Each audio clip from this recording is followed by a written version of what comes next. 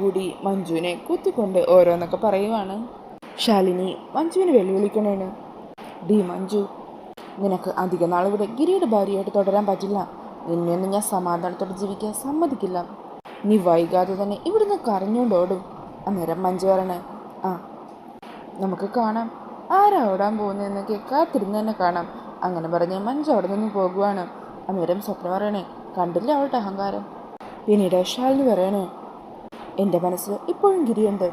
മഞ്ജു അവൻ്റെ ജീവിതത്തിൽ നിന്ന് എന്നേക്കായി പോകുവാണെങ്കിൽ അമ്മയുടെ മരുമകളായിട്ട് ഗിരിയുടെ ഭാര്യയായിട്ട് ഈ വീട്ടിലേക്ക് വരാൻ എനിക്ക് സമ്മതമാണ്.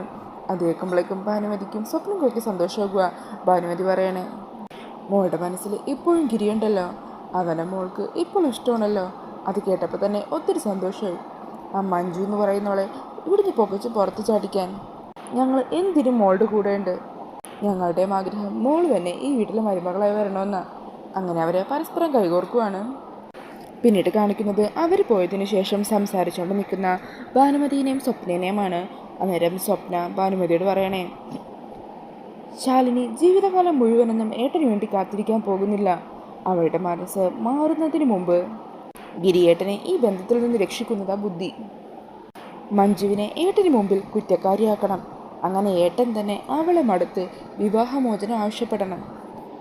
പിന്നീട് കാണിക്കുന്നത് ഗിരി ജോലി കഴിഞ്ഞ് വരുന്ന സമയമാകുമ്പോൾ ഗിരിയുടെ മുമ്പിൽ എന്തൊരു നാടകം നടത്താനായിട്ട് രണ്ടാളും കൂടി തയ്യാറെടുക്കുവാണ്. അങ്ങനെ ഗിരി വരുന്ന ഒച്ച കേട്ടുമ്പോൾ സ്വപ്ന അഭിനയം തുടങ്ങിക്കോളാൻ അമ്മയോട് പറയുവാണ്.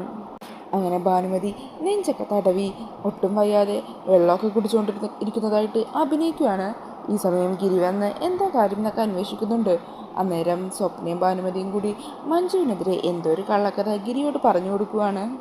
അങ്ങനെ അതിൻ്റെ കലിയിൽ ഗിരി നിൽക്കുന്ന സമയത്തായിരിക്കും ജോലി കഴിഞ്ഞ് മഞ്ജു തിരിച്ചെടുത്തുന്നത്.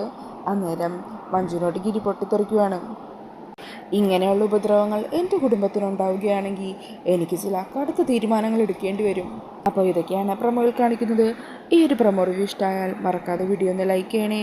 കൂടുതൽ റിവ്യൂസിനായിട്ട് ഈ ചാനലൊന്ന് സബ്സ്ക്രൈബ് ചെയ്ത് കൂടി സപ്പോർട്ട് ചെയ്യണേ. താങ്ക്